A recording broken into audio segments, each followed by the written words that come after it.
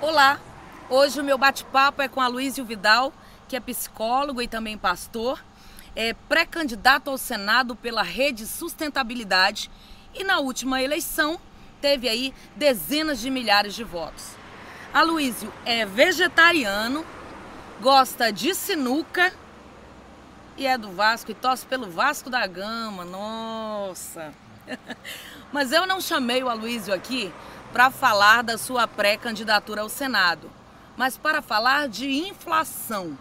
É isso mesmo, nós vamos falar sobre inflação de ódio.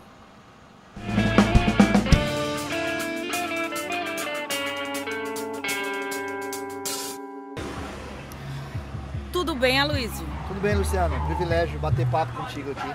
Muito legal estar com você aqui no Espaço Alternativo, tendo ao fundo a nossa locomotiva aqui da nossa lendária Estrada de Ferro Madeira Mamoré. E como eu disse, hoje nós vamos falar sobre essa inflação de ódio que paira no Brasil. Aloísio, você como eu e tantos sente esse clima pesado por discussões políticas que são estimuladas com ódio? Sim, desde a última eleição para a presidência, esse choque ficou mais forte, né, Luciano? A gente percebe, por um lado, tem uma coisa positiva, que é um envolvimento maior da sociedade com o processo eleitoral, mas ainda uma característica de uma democracia muito imatura, muito jovem, onde as pessoas ainda não sabem discordar das ideias, sem levar isso para o lado pessoal e sem levar isso para o lado do desrespeito. Então, é algo que é bem claro no Brasil nesse tempo e acho que é alguma coisa muito legal da gente poder trabalhar mesmo. E assim, em que momento a gente percebe que extrapolou o limite entre o ódio e a tolerância? Eu acho que o limite são dois sentidos. O primeiro é quando eu não aceito o direito de você pensar diferente de mim. Quando eu imagino que o pensar do outro é errado, é um direito de cada um. Agora, eu preciso dar direito ao outro de pensar errado, já que eu considero errado, né? Então, para mim, tem dois sentidos. O primeiro é quando eu não aceito o fato do outro pensar diferente. E o segundo é quando eu transformo essa minha discordância num problema pessoal. Então, daqui a pouco eu não aceito a tua ideia e, consequentemente, eu passo a não aceitar você também. Aí a gente saiu da tolerância para o ódio. Né? Me dá um exemplo, tomando como base aí as redes sociais, de um momento que você visualizou isso que a gente está falando aqui sobre o ódio que está se proliferando. Não, agora, por exemplo, nessa situação que nós tivemos da prisão do presidente Lula, ou mesmo na última eleição, em algum momento fica assim, se você for a favor de algo, como aconteceu, quem era a favor da prisão do Lula já era taxado de tal coisa, quem era contrário à prisão do Lula já era taxado de tal coisa. Então, a gente maquetiza isso, coloca o outro dentro de uma classificação negativa, e aí assim, às vezes nós somos capazes de defender coisas boas, mas essas coisas só são boas se elas forem a meu favor. Se ela for a favor da ideia do outro, ela já é uma coisa ruim em si, né? E nós temos um problema, né? A última pesquisa do tracking do Atlas mostrou que a população agora está realmente dividida, meio a meio, sobre questões polêmicas como o impeachment da ex-presidenta Dilma, sobre a prisão do ex-presidente Lula. Então, assim, as posições agora estão realmente bem divididas e polarizadas. Como é que você vê uma perspectiva positiva neste cenário? Para mim, o positivo do processo, Luciana, é o amadurecimento da sociedade. A sociedade está amadurecendo à força, né? A gente poder assumir que as coisas não são tão claras como eu sempre penso.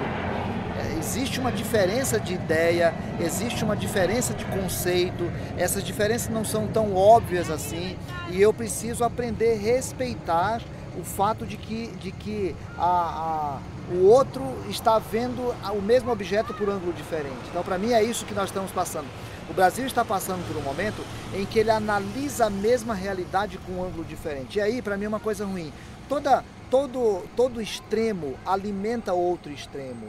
Para mim, é hora da gente aprender a transformar o debate em alguma coisa extremamente positiva e não no embate.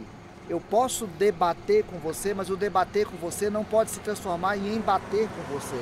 Então, para mim, agora é hora da gente assumir as posições, evitando os extremos, porque os extremos tendem a alimentar o extremo oposto. E como às vezes eu digo isso, escrevo muito sobre isso, os extremos se tocam. E esse é o problema. E eles se alimentam, eu acho engraçado, porque assim, quando eu levo a coisa para um extremo, eu não percebo que estou alimentando o outro extremo. O outro extremo cresce porque eu existo.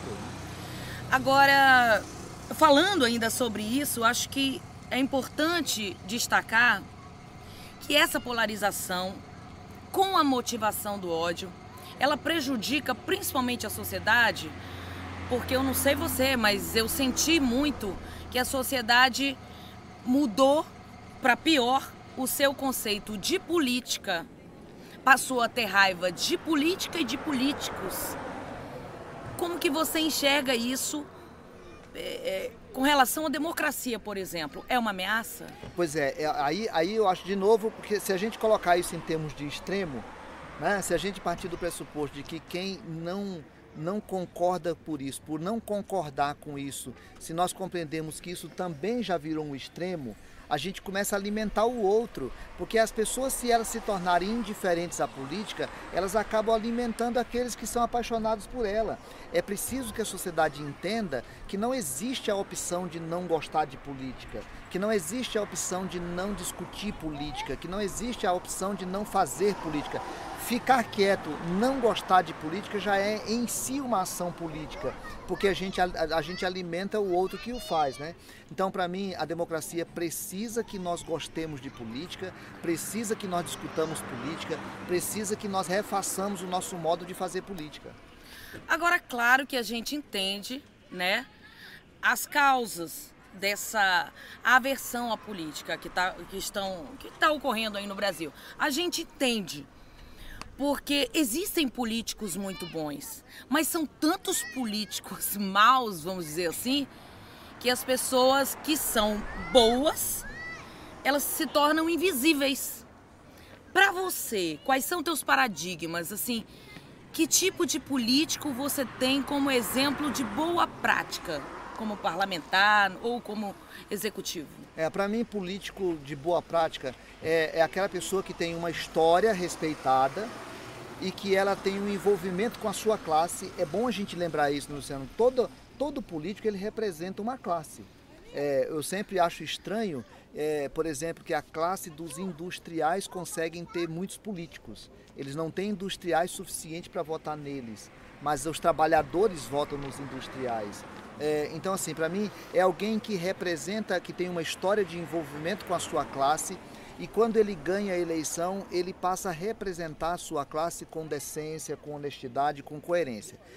No momento que uma pessoa ele é reeleito constantemente e as pessoas reclamam dele constantemente, significa que a sociedade não teve o senso crítico suficiente para poder refazer o seu olhar daquele político. Então, para mim, política e político passa por coerência, né? Uma pessoa tem que ter coerência com aquilo que ele sempre disse e com aquilo que ele faz depois de eleito. E continua insistindo. Se a sociedade reclamar do político e não mudar o político, a sociedade não vai mudar, porque ninguém vai chegar, eu sempre uso a expressão, ninguém vai chegar a um lugar diferente fazendo o mesmo caminho.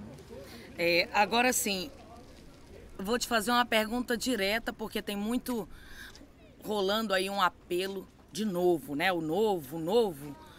Basta nunca ter exercido um cargo público, um mandato eletivo, para se portar como novo, para ter a confiança do povo? Não basta.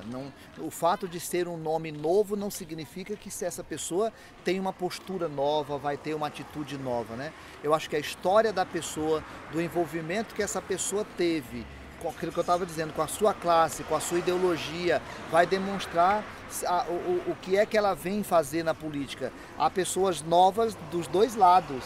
Há pessoas novas da justiça e há pessoas novas da injustiça. Há pessoas novas do comprometimento social e há pessoas novas da absoluta indiferença com a sociedade, pensando no próprio lucro, no próprio bem-estar, né? Então, ser novo em política não significa não ter tido mandato, né? Significa ser uma pessoa capaz de assumir compromissos que não estão sendo assumidos pela classe até então, né?